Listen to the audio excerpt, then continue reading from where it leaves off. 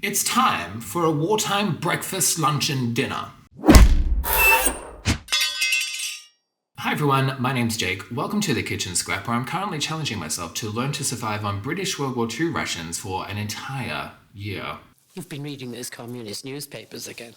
So now that I've just crossed the halfway point of my challenge, I've been thinking about the future of this channel beyond this challenge, and while I definitely won't be living on rations full-time next year, I'd love to find a way to still incorporate these vintage wartime frugal ration recipes, because I love history, I love tasting history, and I feel like there's still so much that I could learn from cooking with wartime rationed ingredients. I'm not ready to let go yet, but I want to find a way to carry this with me into the future. So, I've had an idea, at least I think I have. So I've decided to create a little series within this series that I'm simply calling a wartime breakfast, lunch and dinner. And today is the first episode. I think it'll be a great way to cram multiple recipes into one video so we can experiment with more wartime recipes, which is great. And then next year, and maybe beyond, it means I can periodically keep revisiting the series. So let me know what you think. Now, given this is the first episode, I must confess something, as this may surprise some people. I am not a breakfast person.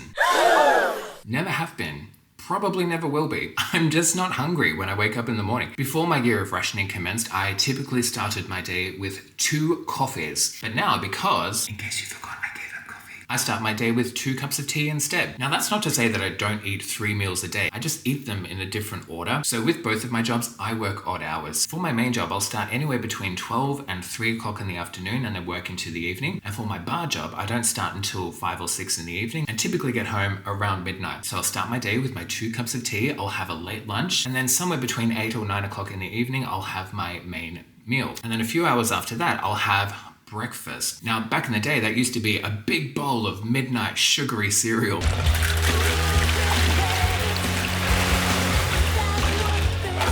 Breakfast is served. But I can't do that anymore because the older I'm getting, the more intolerant my body is becoming to highly processed foods. My skin will literally break out in hives if I overdo it on the highly processed foods. This also includes bread as well. Although since I've been making my own wartime bread this year and subsequently cutting down on it, that hasn't happened at all this year, which is fantastic. But yes, I'll still have breakfast type foods in the evenings. It's usually just something quite simple like toast with jam or porridge or something of the like. So I think that's going to be the biggest struggle for me here, waking up and actually cooking myself a healthy breakfast. So I guess we'll see how we go.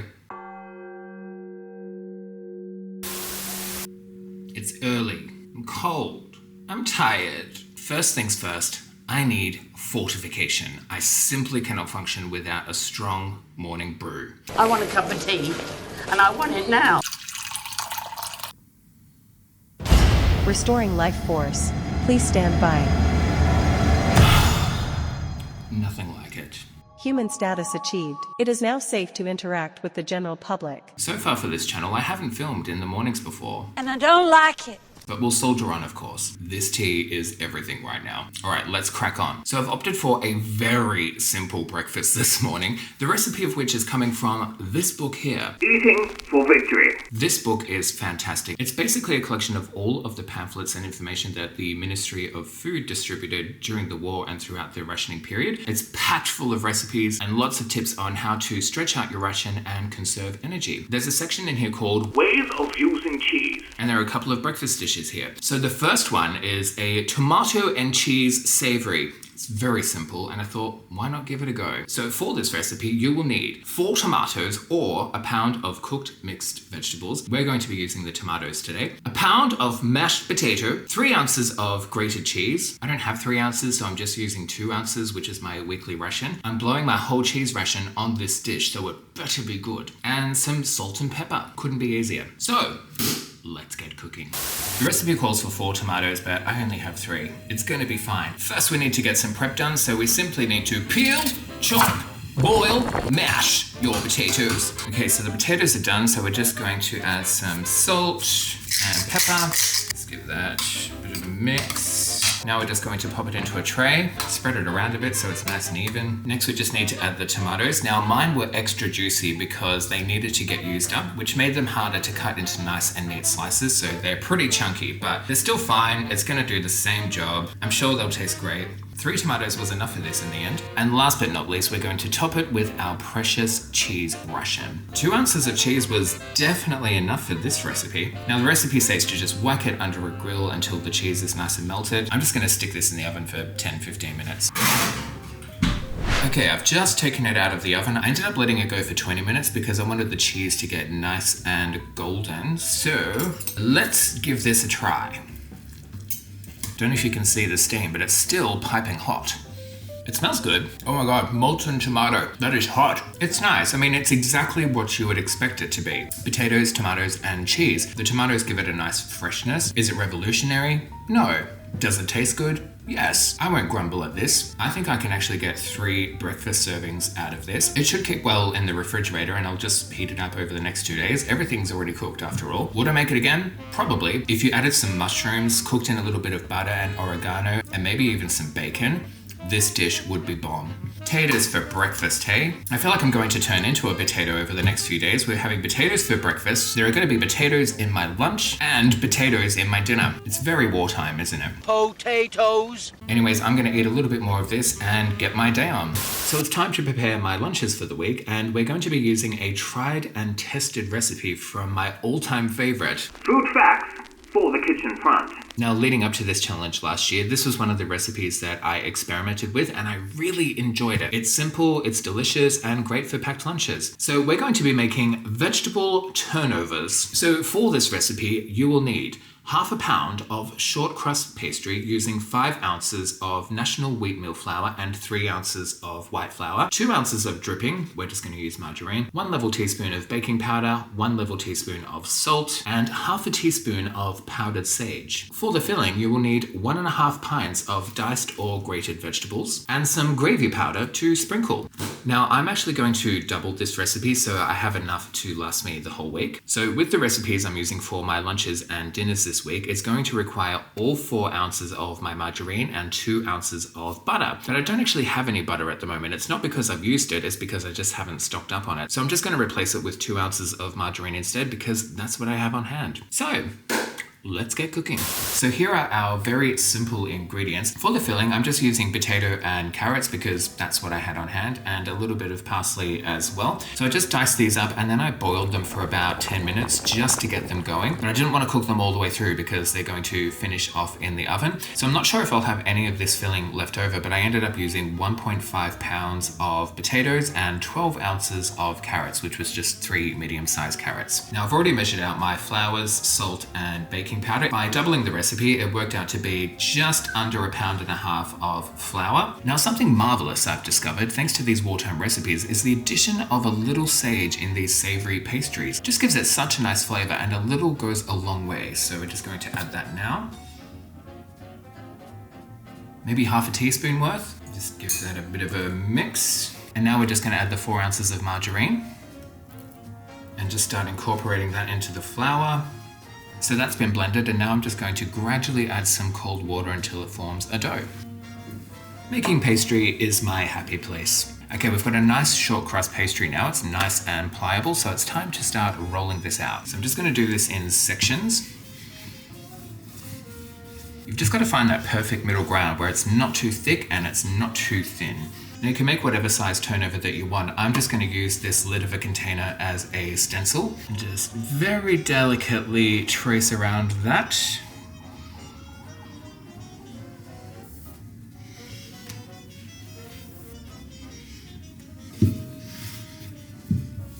So we've got 8 so far, and we're just going to roll out the remaining dough and try and squeeze out a few more.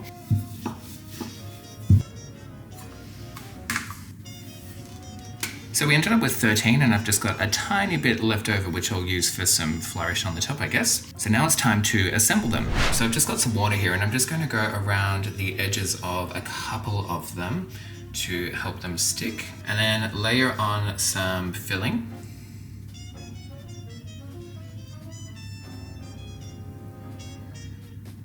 And if we've got any filling left over, we can just chuck it in a soup or something. I'm just going to crack some pepper over the top. Next, we want to sprinkle the top with some gravy powder, and that's going to absorb the juices inside and turn into a bit of a gravy, which will definitely boost the flavor.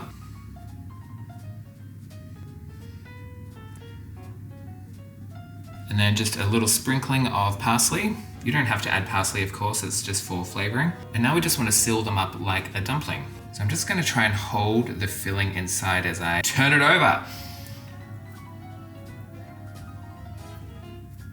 Just so I can get a good seal while it's on the bench. And then from there, just make sure it is sealed properly. And there we have a lovely little veggie turnover. So I'm just going to go ahead and finish the rest now, and I'll see you in a moment.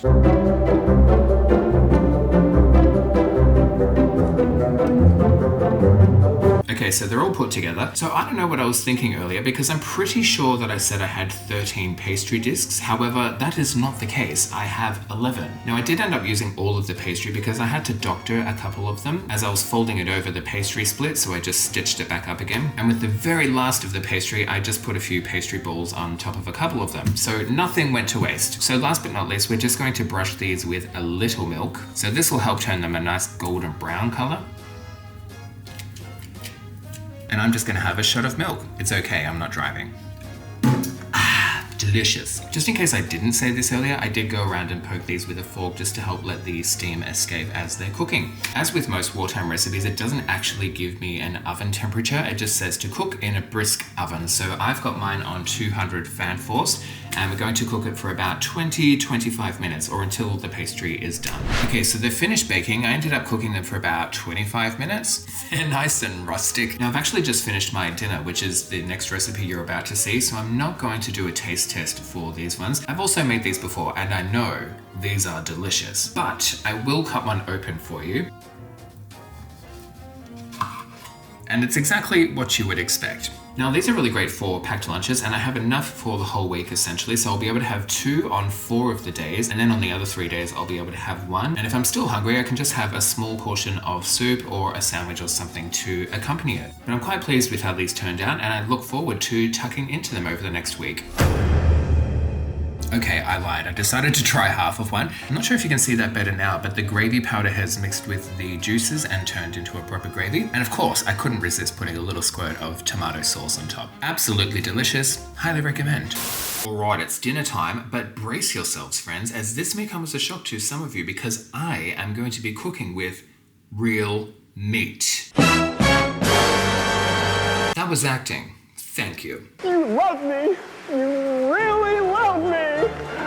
Now I have myself a package of pork sausages, and while it's true I could easily use plant-based sausages, I just don't like them. And believe me, I've tried so many different varieties over the years. I just find they always overdo it with the herbs, and they come in these weird flavor combinations that are just a little bit too funky for me. So I opted to get actual pork sausages instead. Now I've mentioned this in a previous video, but sausages weren't rationed during the war. However, they were a bit of a national joke considering how little meat was actually in them. But that's not the case with the sausages I'm going to be using today. So I'm going to be using 4 of them in this recipe, and this is going to be my meat ration for the week. Now so far for this year, I haven't had my bacon ration for the entire year, except for that first week in January. And as for my other meat ration, I've mainly been using TVP. TVP is just a soy vegetable mince protein something. Now back then, if you were a vegetarian, you'd be entitled to 1 extra egg per week and anywhere between 3 and a whopping 12 ounces of extra cheese, subject to availability of course. Now even for someone like me that loves their cheese, 12 ounces is quite a lot to get through in 1 week, but I'm sure I could manage given the opportunity. But yes, for the sake of this challenge, I would prefer not to go down that route. Now while we're on the topic of pork, during the war and the rationing period, they had a pig scheme going on. From what I've read online, there was something called a Small Pig Keepers Council, which was a governing body responsible for providing guidance on raising pigs and setting up what was known as pig clubs around the country. Now, for obvious reasons, most of these pig clubs were in rural locations. Rural.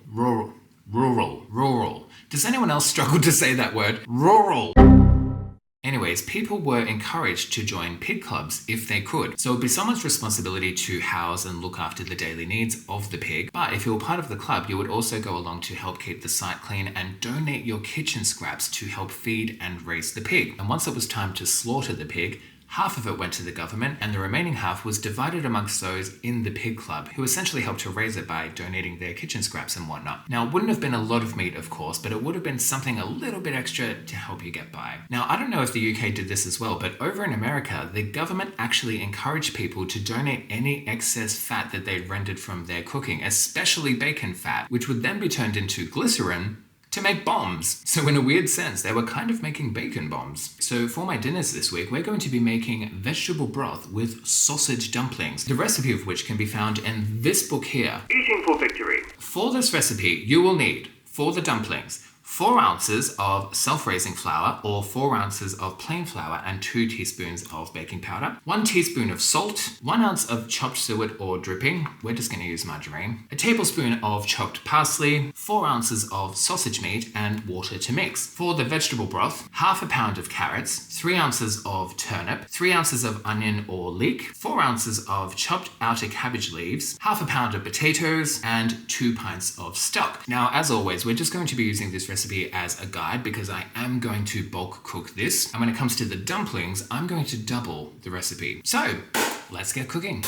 Okay, so here are all our lovely ingredients, which I've already prepared. So earlier this afternoon, I made some veggie stock out of all of my veggie scraps that I've been keeping in the freezer. I do have a video on that, so if you're interested, I'll link it below. I've chopped up and rinsed half a red cabbage here. By the way, why do they call it red cabbage when it's clearly purple? 3 medium-sized carrots, a whole bunch of parsley. Some of this I'm actually going to use in the sausage dumplings, and the rest of it I'll just chuck into the soup. I've chopped up a few spring onions. That wasn't actually part of the recipe, but I just had them available. 1 large leek, and I used the top of it when I was making my veggie stock. I've got 3 medium-sized potatoes and 1 turnip. So the recipe actually says to bring the stock to a boil first and then add all of your ingredients. So that's what we're going to do. So while we're waiting for the stock to come to the boil, we're going to make our sausage dumplings. Now, as I mentioned earlier, I am doubling the ingredients for this. Not sure if I'm going to regret that yet, but we'll see. So I've measured out 8 ounces of wholemeal self-raising flour. If you don't have self-raising flour, you can just use regular flour and chuck a few teaspoons of baking powder in it. I just chopped up 4 of the pork sausages, which worked out to be just a hair over 8 ounces, which is perfect. 2 ounces of margarine, some parsley, and just some regular salt and pepper. So first we just need to rub the margarine into the flour.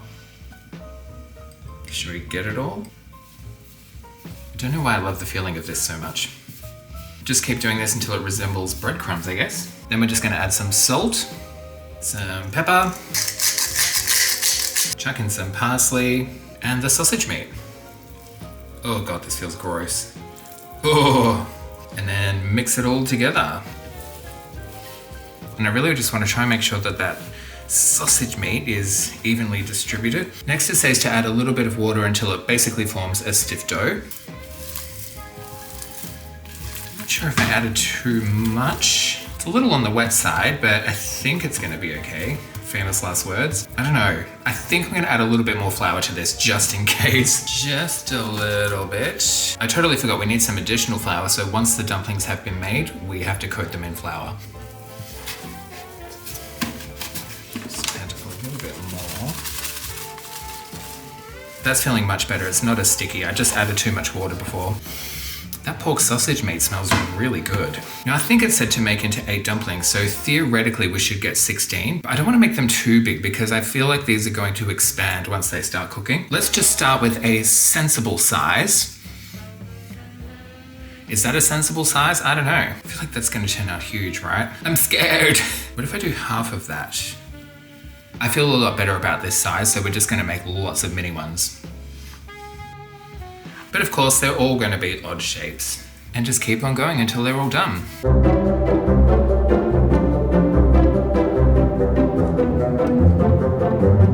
Okay, pork sausage dumplings. Done. So the stock has come to a boil. The recipe says to cook the vegetables in the stock for half an hour, and the sausage dumplings need to cook for 20 minutes. So I need to give the veggies a 10-minute head start. But guys, I have a conundrum. I think I may have overdone it. There is no way all of this food, plus all the dumplings, is going to fit into this pot. I'm gonna have to get another pot on the go and just transfer some of this liquid. We're gonna have so much soup. This is gonna be great. I'm not gonna have to cook dinners all week. I'm definitely going to have to top both of these pots up with some water and just make sure I season them really well. I guess now I'm just gonna split all the ingredients. So we'll start with the leeks. Half in here and half in here. The spring onions, half in there, half in there. The potatoes.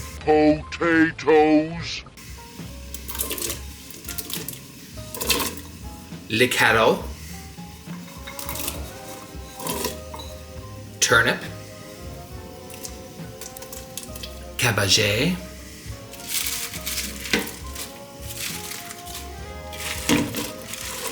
I definitely made the right decision splitting this up. And last but not least, the parsley. Actually, I should have added that at the end. Oh well, it's done now. Now, I didn't add any seasoning to the stock when I made it today, so it is going to require a lot. Pepper. Just give them a bit of a stir. Smells amazing. Looks amazing too. It's so colorful. Okay, I'm just gonna set a timer for 10 minutes and then we'll add the sausage dumplings. Okay, they've been busy boiling away for 10 minutes. Now the recipe does state that the soup needs to be boiling when you add the sausage dumplings. So we've got all of our sausage dumplings here. I'm just going to lower them in with a spoon so that it doesn't splash everywhere. Some in this one. And the flour that they coated in, I imagine, is going to help thicken up the soup. Last three. Oh my god, they've already puffed up quite significantly. Can you see that? Thank god I made them smaller. I'm gonna set a timer for 20 minutes, and I am just going to put the lids on and keep them ajar. Doesn't say to, but I feel like that's gonna be best, right? I'll see you in 20 minutes, although for you it'll be 1 second. Okay, so they're finished cooking. I don't think we had any casualties. They've mostly stayed together pretty well. A couple of them have kind of opened up a little bit. But yeah, overall, I think that was a success. And we have purple soup because of the cabbage. I just tested for seasoning. That's on point. So that's great. So does anyone want to come over for dinner? Because I have 2 big pots of sausage dumpling soup here. There's enough for everyone. I think what I'm going to do is work my way through this pot and I'll probably just freeze this one. All right, I really want to try one of these sausage dumplings. Okay, we have a steaming bowl of sausage dumpling soup. Let's give this a crack. I'm not gonna lie, these kind of look like little brains. I'm going to eat your brains and gain your knowledge. I'm sure they'll be delicious though. Fresh out of the pot, it's still extremely hot. I literally can't hold the bottom of the bowl, it's too hot, hold on. Oh, that's really good. I like that a lot. That pork sausage is something else. That is delicious. A bowl of this will definitely fill you up. I want to try it with all the components, just a little bit of a dumpling and some veggies. Kind of just trying to balance the bowl where it's not burning my fingers off. Oh yeah. 100% will make again. That is a winner, guys. Go and make it. I have to say, it's been a rather marvelous few days of eating over here. I've been having a grand old time. I even looked forward to my tomato and cheese savory for breakfast. That was good, and it was worth blowing my weekly cheese ration on it. I'll definitely revisit that one with the tweaks that I suggested earlier in the video. So let's break down some costs. As always, grocery prices right now are insane, especially for fresh produce here in Melbourne. It's daylight robbery. All right, so for breakfast, our tomato and cheese savory cost a grand total of $5.83, which is not too bad. So I got 3 breakfasts out of that, which means it cost me $1.94 per serving. I think that's pretty reasonable. I don't think you could even get a small box of sugary cereal like Cocoa Pops or Fruit Loops for $5.83, and this is much healthier. Moving on to lunch, our vegetable turnovers ended up being the cheapest meal that we made, coming in at a total cost of $5.69. So I made 11 of them, which means they came in at a total of 51 cents each. Now, my only regret from these 3 dishes comes from a mistake that I made with these turnovers. With the filling, I totally forgot to add salt. I would normally either parboil the vegetable filling in salted water or add salt once that was done. I added pepper, I just forgot the salt. Now, they were still really yummy, but that extra salt would have kicked it up a notch. Moving on to dinner, the sausage dumplings cost me a total of $5.90 to make. Again, that's pretty reasonable. But the vegetable broth cost me $11.95 to make, and that's not including stock because I just made it myself using kitchen scraps, so it was free. Fresh produce is so expensive. So once we combine the dumplings with the veggie broth, it comes to a total of $17.85. Now I'm still working my way through it, but I'll easily get 10 large servings out of all of that soup that we made, which means it comes to $1.78 per serving. So the grand total for this wartime breakfast, lunch, and dinner comes to $29.37. Now, granted, my breakfast didn't cover me for the entire week. It was only for 3 days. So I guess you could just add another $5 or $6 to the total, which means we've essentially fed ourselves for an entire week for around $35. I think that's a bargain. So before we wrap up, I've got a quick little update for you. In my previous video, I posted a recipe for rainbow dunsuk, and a number of you actually asked for a written version of it. To which I say, I ain't no damn secretary. I'm just kidding. I've written it out for you and I've pinned it as the top comment on that video. So if you'd like to check it out, that's where it is. Now, when I was making the rainbow dunsack in that video, I mentioned that I got the recipe from a lovely YouTuber that I used to follow called Frugal.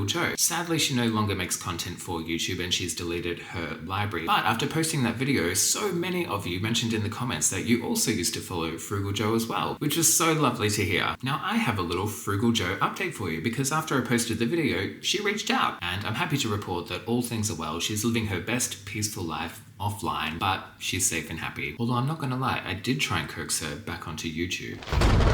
But in all seriousness, totally respect her decision. And Joe, if you happen to be watching, we love and miss you and we wish you well. Mwah.